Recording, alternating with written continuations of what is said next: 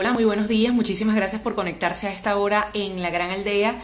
Hoy es 15 de junio cuando son las 8:01 de la mañana en la ciudad de Caracas. Les vamos a invitar a leer algunos de los artículos que están publicados en la página www.lagranaldea.com. Uno de ellos es una entrevista al exmiembro de la CIDH, Asdrúbal Aguiar, quien también fuera gobernador de Caracas y estuviera en diferentes cargos públicos durante el periodo democrático. El título es el siguiente: quien esté empeñado en ir a unas parlamentarias es porque quiere desmontar la Asamblea Nacional y la oposición.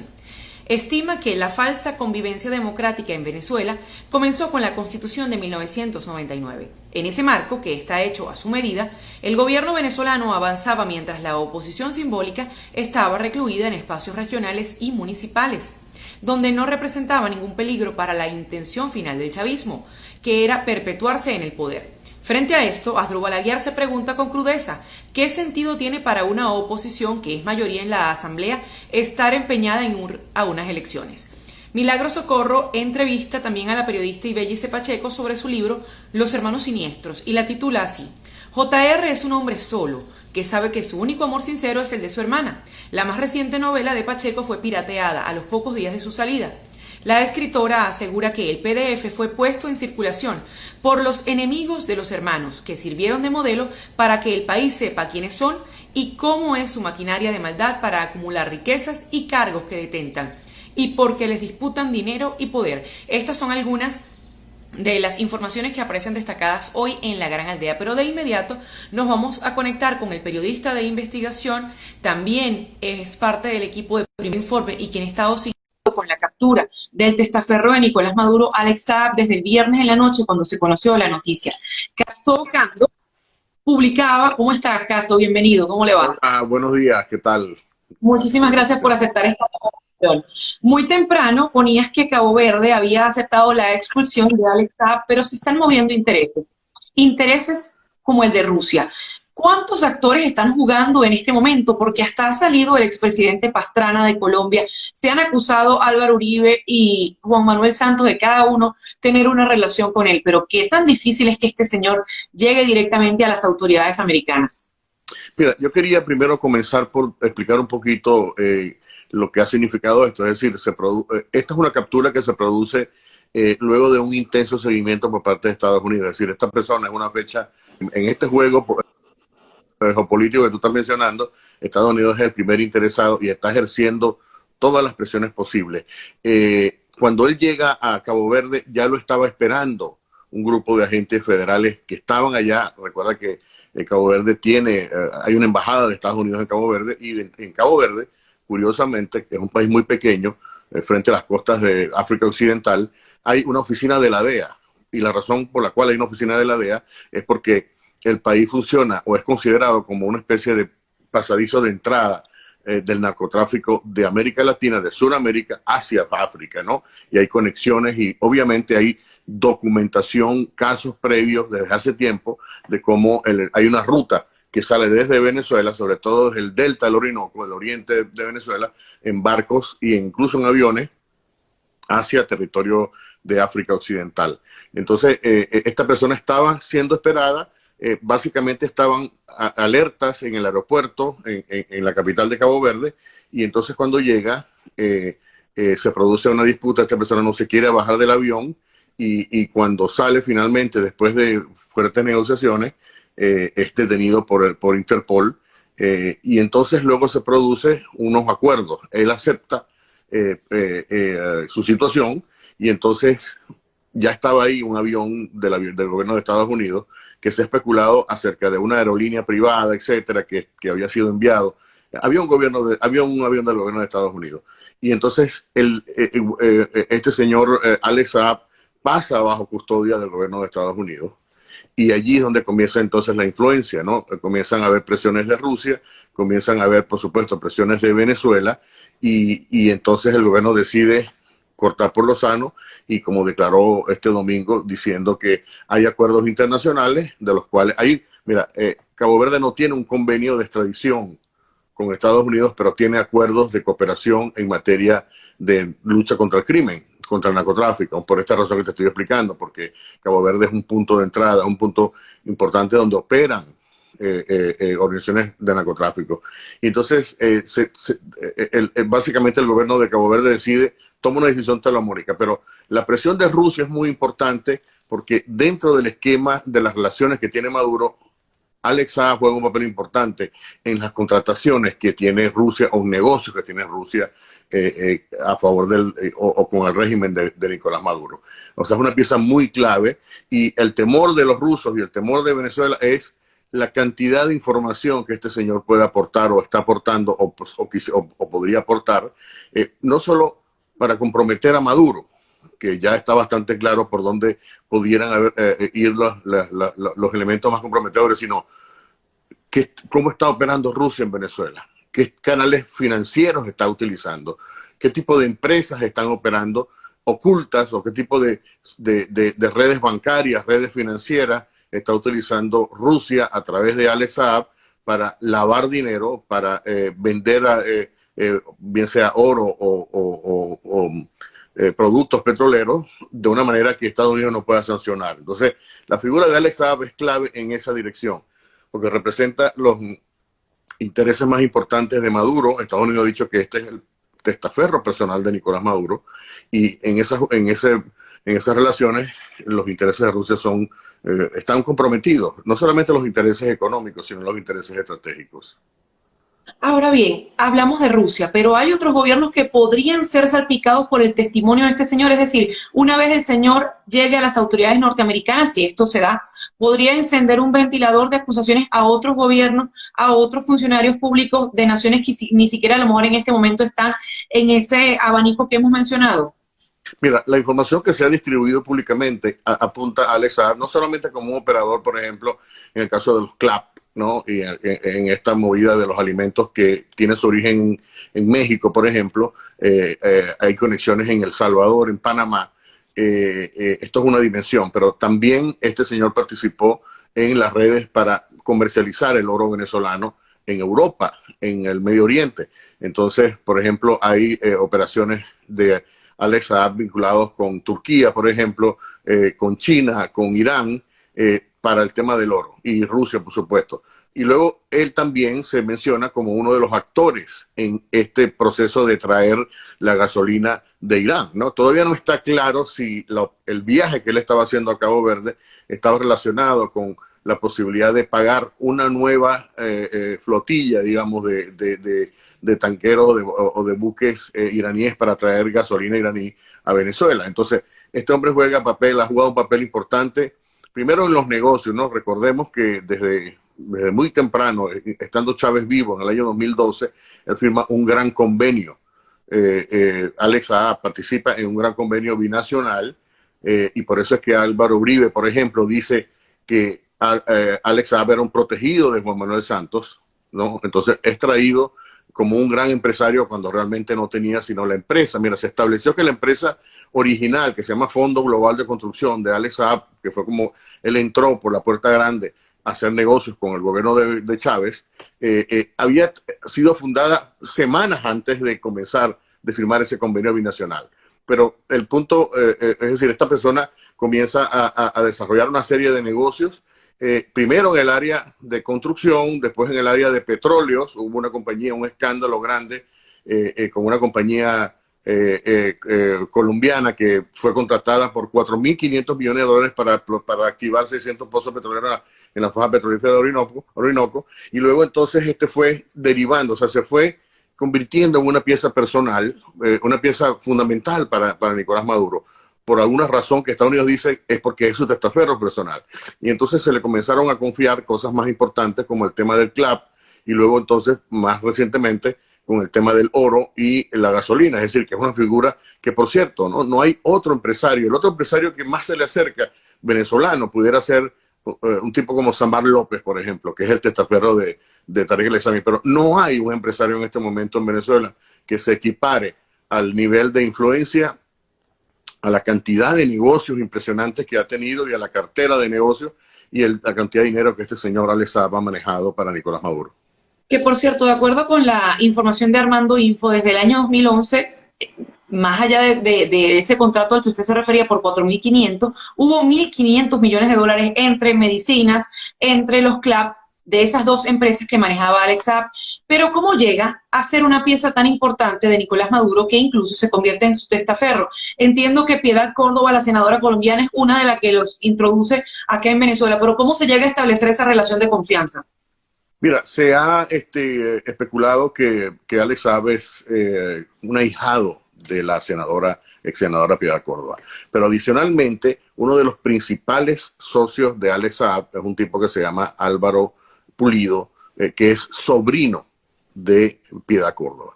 Entonces, se cambió el nombre, sí, él se llama de otra manera, ¿no? Pero aparece ahora para tratar de ocultarse, pero ya obviamente estás muy identificado. Pero el tema es que estas personas fueron señaladas, ¿no? Y hay un testimonio específico de cómo este señor que tenía se convirtió en una persona clave gracias a los esfuerzos de Piedad Córdoba con el gobierno de Chávez para que con empresas colombianas pudieran cobrar facturas vencidas que pudieran tener con el gobierno por múltiples contratos y negocios. Entonces la persona que realmente abrió las puertas de Alex Saab en el gobierno fue Piedad Córdoba. Y luego ya la parte más especulativa, que todavía no hay, digamos, evidencia sólida, es hasta qué punto hay pudiera Piedad Córdoba haberse beneficiado económicamente, ¿no? De si ha recibido fondos directos de Alex Saab por una manera u otra. Eso todavía no se ha probado. Sin embargo, hay alguna evidencia de vuelos, por ejemplo. Hay evidencia de cómo Piedad Córdoba ha utilizado los aviones de Alex Saab para viajar, sobre todo, por ejemplo, a Europa. Se especula que también viajó a Washington en plenas negociaciones entre el gobierno de Juan Manuel Santos y la FARC, ¿no? Cuando estaban las negociaciones de paz. Es decir, hay por lo menos 2 pilotos que han declarado, y esto ya hace varios años, de que Piedad Córdoba viajó en esos aviones que estaban registrados a favor, 2 aviones que estaban registrados a favor del Fondo Global de Construcción, que es la gran compañía a través de la cual Alex Saab hizo sus primeros negocios.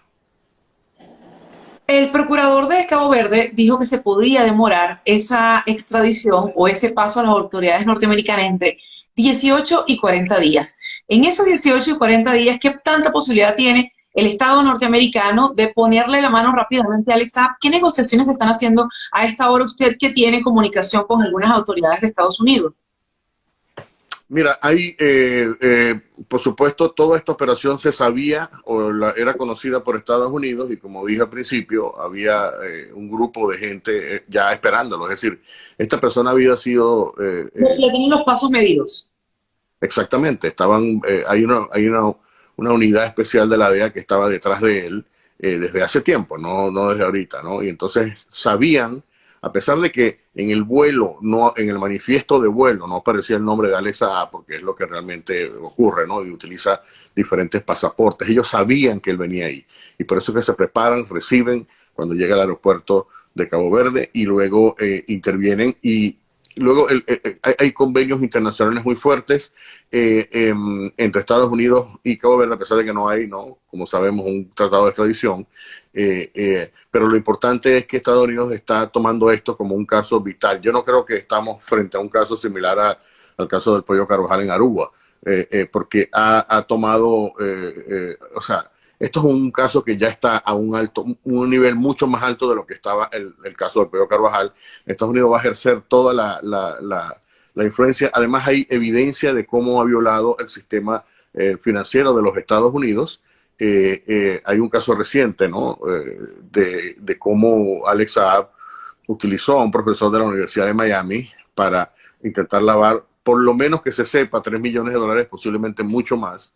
Y luego ha utilizado... es decir, ha violado sanciones impuestas por Estados Unidos, transportando o ayudando, en el caso, por ejemplo, hay una investigación del FBI en México, investigando a 2 compañías mexicanas conectadas a Alex Saab por suministrar este tipo de los alimentos para las cajas CLAP. En la mayoría de los casos, por cierto, alimentos con extremado sobreprecio o en malas condiciones, ¿no? Por ejemplo, leche en malas condiciones o productos de consumo masivo con un tremendo sobreprecio. pero hay una investigación porque se ha utilizado a compañías o hay alguna manera de vincular todas estas operaciones de esas compañías en México que violan. O sea que hay, lo que te quiero decir es que hay argumentos suficientes para planteárselo frente a un tribunal. El problema es que como hay actores internacionales, hay mucho que perder. Rusia tiene mucho que perder, Maduro tiene mucho que perder. Fíjate que se produce inmediatamente un intento del viaje del canciller venezolano, o del régimen, mejor dicho, a Cabo Verde. Es decir, y luego incluso hay una defensa pública, lo designan como diplomático. Es decir, ¿cuándo esta persona fue designada como diplomático? Y además, ¿en categoría de qué? Entonces tú notas que hay un nerviosismo que ya es visible, ¿no? Y está peleándose porque es mucho lo que se está por perder. Y yo creo que Estados Unidos va a utilizar todos los recursos, no solo Estados Unidos, sino los aliados de Estados Unidos para que esta persona venga al territorio de Estados Unidos. Usted ha dicho que ha generado mucho nerviosismo en el gobierno de Maduro, tanto que han mandado al canciller a resolver el asunto, han publicado un comunicado, dicen que es venezolano, tiene cédula que empieza por 21 millones. En este momento es una pieza, Alex Saab, para que el gobierno pueda hacer una suerte de negociación, teniendo un hombre tan fuerte, tan importante dentro del gobierno de Maduro. ¿Puede ser una ficha de negociación para algún tipo de cambio dentro de Venezuela o ni siquiera eso está planteado? Mira, yo creo que el gobierno el régimen no está dispuesto a entregarse, ¿no? Esto no está dentro de, este es el tipo de gente y organización que va hasta el final, porque tantas son las cosas que están acumuladas detrás, tantos son los enemigos que posiblemente negociar sea una peor salida para ellos que mantenerse en el poder, ¿no? Entonces, ahora, el problema es que la estructura, como digo, ¿no? La estructura, porque este señor, la habilidad de este señor y además el riesgo fue que construyó una red internacional a través del cual se lavan, se consiguen productos, es decir, el gobierno lo utiliza para mover, y repito, ¿no? Una cosa que ningún otro empresario venezolano enchufado, como decimos en Venezuela, ha hecho. Es decir, ¿por qué Maduro escogió a este empresario colombiano y no a muchos empresarios venezolanos que hay? Bueno, porque la cantidad de riesgos que había que tomar, nadie se los quería tirar encima y este señor decidió que él estaba dispuesto, ¿no? Pero, y luego entonces, por el ritmo esta persona viajaba constantemente, pero viajaba oculto, escondido, por ejemplo, se quedaba en los aviones, no salía a tierra, es decir, hay él sabía que estaba bajo estrecha vigilancia y es una estructura complicada que no se arma de un día para otro. Si tú tumbas eso, ahí están comprometidas cuentas bancarias posiblemente en varios monedas extranjeras, en euros, en dólares, en rublos, qué sé yo, y luego implica, es decir, destapar esa estructura implicaría prácticamente la neutralización de esa red que utiliza el régimen para buscar oxígeno financiero por un lado, pero por otro daría lugar a grandes sanciones. Por ejemplo, se conocería cuáles son los bancos que han participado, ¿no?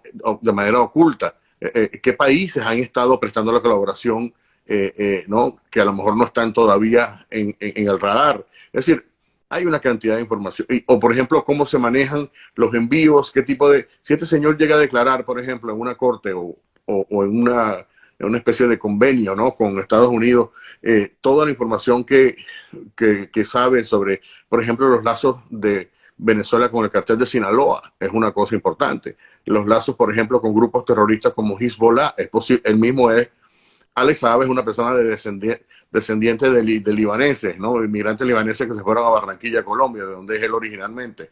Es decir, la información es extraordinariamente variada, crítica, comprometedora, revelaría toda una estructura que hasta ahora que no está desconocida de cómo actúa criminalmente el régimen de Maduro, y por eso es que estos van a tirar el resto, ¿no?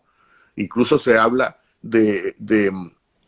hay fuentes que hablan que estas personas pueden intentar incluso rescatar, hacer alguna incursión para sacar a este señor, porque es demasiado lo que está comprometido. Hemos hablado mucho de Nicolás Maduro como el principal afectado por cualquier cosa que pueda decir Alex Saab, pero dentro del gobierno venezolano, ¿cuántas otras piezas podrían caer? Por ejemplo, si hablamos de la ascendencia libanesa de este señor, bueno, tenemos otro de ascendencia prosiria, que es el señor Tarek El Aissami. Es decir, ¿con qué pieza jugaba el señor Alex Saab del gobierno venezolano? Bueno, yo creo que hay conexiones también con Tarek El Aissami, como tú lo dices, ahí, porque varias de las operaciones han sido con Irán, han sido con China, o sea, toda esa área, digamos, de relaciones las está manejando Tarek El Aissami, y luego todo el tema de Rusia, que también es un tema que lo manejan los hermanos Rodríguez, ¿no? Es decir, que este señor salpica probablemente ese pequeño círculo del poder en Venezuela, donde está Nicolás Maduro y Cilia Flores, importante. Luego está Tarek El Aissami, por las relaciones con el Medio Oriente, y luego tienes a los hermanos Rodríguez, que manejan también parte de la relación con Rusia, etcétera, y con China. Entonces, vendría a poner, digamos, ¿no?, a estas personas en su lugar. Bueno, mira, ¿dónde está? Y obviamente cómo operan en Venezuela, por ejemplo, qué tipo de empresas, qué tipo de personas, porque hay otras personas también que están conectadas. Es decir, hay también una investigación en la Asamblea Nacional sobre las conexiones de Alex Saab con algunos diputados de la sección llamada ahora Alacrán, ¿no? De estos grupos que justamente fueron llamados así porque se dejaron sobornar por este mismo señor. Y luego hay otras investigaciones que tienen que ver en Colombia, ¿no? También hay otra cantidad de investigaciones, y luego, es decir, que esto toca, y si te pones a ver las relaciones mira, una de las relaciones en Colombia que provocó escándalos es una conexión ya hay una conexión con Piedad Córdoba, pero además, adicionalmente, hubo un escándalo hace unos años con una compañía que te mencioné, la compañía que recibió este contrato de 4.500 millones, que se llama Trenaco. Bueno, la persona que estaba en la directiva, aparte de Alex Saab y Álvaro Pulido, era otra persona, un abogado, Carlos Gutiérrez Rebolledo, que era o es concuñado de Gustavo Petro, que es una persona que para la izquierda en Colombia pudiera ser, mucha gente ha dicho que este va a ser un próximo presidente en Colombia, ¿no? Es decir, que las conexiones llegan profundas, no solamente en Venezuela, en Colombia, sino en Colombia. Y luego hay casos, por ejemplo, a Alex Saab le congelaron hace algunos años también, cuando estaba Rafael Correa en Ecuador, le congelaron casi 150 millones de dólares por una operación que resultó sospechosa para la Fiscalía de Ecuador. Después le liberaron parcialmente ese congelamiento, pero y a través de la compañía de Alex Saab fundacional, que se llama Fondo Global de Construcción. Es decir, que hay conexiones continentales, ¿no? Y luego en México, por ejemplo, ¿qué papel jugó Alex Saab en el financiamiento de la campaña del actual presidente de México? Si no hay evidencia sobre eso, pero pues, y luego hay conexiones, por ejemplo, en El Salvador, hay conexiones en Centroamérica, en Panamá. En Panamá, este señor tenía una gran cantidad de operaciones y tenía ayuda ahí, posiblemente de un expresidente, y estamos trabajando en esa historia ahorita. Es decir, que este señor, el poder del dinero lo hizo prácticamente convertirse en una persona imprescindible para la sobrevivencia de Nicolás Maduro. Ya para cerrar, Casto, porque sabemos que tienes mucho trabajo por delante, Casto Ocando es nuestro invitado hoy, periodista de investigación, además miembro de Primer Informe. ¿Cómo le cambia el juego a Nicolás Maduro una vez este señor llegue a las autoridades norteamericanas? Es decir, ha habido mucha amenaza o mucho quizás declaraciones altisonantes de los miembros del gobierno estadounidense, pero esto le cambia el juego, es decir, pone a Nicolás Maduro como un objetivo distinto al que ya se colocó con los 10 millones o 15 millones por su cabeza. Bueno, esto vendría a reforzar, ¿no? Realmente ya hay evidencia, o sea que Alex Saab Estados Unidos no necesitaría, digamos, técnicamente hablando, de Alex Saab para reforzar el caso, perdón, para plantear el caso, porque ya está planteado, ya hay evidencias con otras conexiones, pero esto vendría a añadir, digamos, más leña al fuego, y sería, o sea, hay realmente un extraordinario interés en el gobierno de Estados Unidos, porque esta persona puede traer, y repito, ¿no? Mira, una de las estrategias más importantes de Estados Unidos ha sido básicamente cerrarle las válvulas de oxígeno financiero al régimen. Por todos lados, ¿no? Hay compañías, buques sancionados, hay personas, hay una lista de más de 70 personas sancionadas, hay cuentas bancarias, por lo menos se calcula que hay 24.000 millones de dólares congelados en el mundo. relacionados a casos de corrupción de Venezuela, ¿no? En Estados Unidos también hay una parte importante de esto, y luego todo esto viene, es decir, esto vendría a añadir, ¿no? O sea, aquí hay un interés en saber, bueno, o sea, si Estados Unidos, si Alex Saab es considerado el testaferro, bueno, ¿dónde tiene Maduro escondida la plata? ¿No? ¿Cuánto dinero tiene? ¿Cuál es el retiro? ¿Dónde están las cuentas? ¿En qué países? ¿No? O sea, la cantidad de información que vendría. Y una vez que está aquí, o sea, si se produce ese viaje, esto pasaría un poco como lo que ha pasado con el Alejandro Andrade, alias El Tuerto, que fue el tesorero de Chávez, que básicamente estuvo durante 2 años hablando, recluido en un lugar no identificado, bajo supervisión, no estaba en una cárcel, por cierto, pero era para facilitar el acceso de las personas que estaban investigando. Yo creo que podamos ver eso en el caso de Alex Saab, de cómo este señor puede, porque por otro lado, esta persona tiene familiares que cuidar, ¿no? Mira, hace 4 o más años yo reporté sobre cómo este señor, los hijos de él estudiaban aquí, ¿no? Y su esposa, en Miami. Tenía 4 niños, y entonces un día le suspendieron la visa. Estamos hablando de hace ya bastante tiempo, cuando todavía no tenía esa notoriedad, ¿no? Le suspendieron la visa a toda la familia, tuvo que salir, y él trató de hacer algún tipo de acción para recuperar la visa para sus familiares, y no pudo. La DEA dijo, mira, si quieres venir, puedes venir, pero tienes que hablar sobre las cosas que ya sabemos sobre ti. Ya había, por supuesto, una investigación, y él se negó. Él contrató a un abogado, eso está bastante documentado, y no pudo hacer nada, ¿no? O mejor dicho, lo que podía hacer dependía de lo que él estaba dispuesto a negociar, y él dijo no. Entonces salió. O sea que él tiene un flanco muy débil con la familia, él está preocupado, y mira, en el momento en que tú te pones en una posición como la que él está en Cabo Verde, te pones en una posición extremadamente peligrosa, porque tú eres un hombre que va a revelar secretos, y como todas las mafias, ¿no? La famosa ley de la omertá de los italianos, que es el silencio. Una vez que tú comienzas a hablar, puedes haber sido el mejor amigo del mundo, pero una vez que te conviertes en un peligro de seguridad para la seguridad y el futuro de la dictadura o de las mafias que operan, no solamente en Venezuela, en Colombia, sino también en Rusia, entonces tu vida comienza a correr peligro, ¿no? Y la de tus familiares. Entonces, todo esto está entrando en juego digamos, en este hecho extraordinario, que puede tener severas consecuencias para Nicolás Maduro. Casto, muchísimas gracias por habernos acompañado durante estos minutos en La Gran Aldea. Cómo no, encantado, con mucho gusto.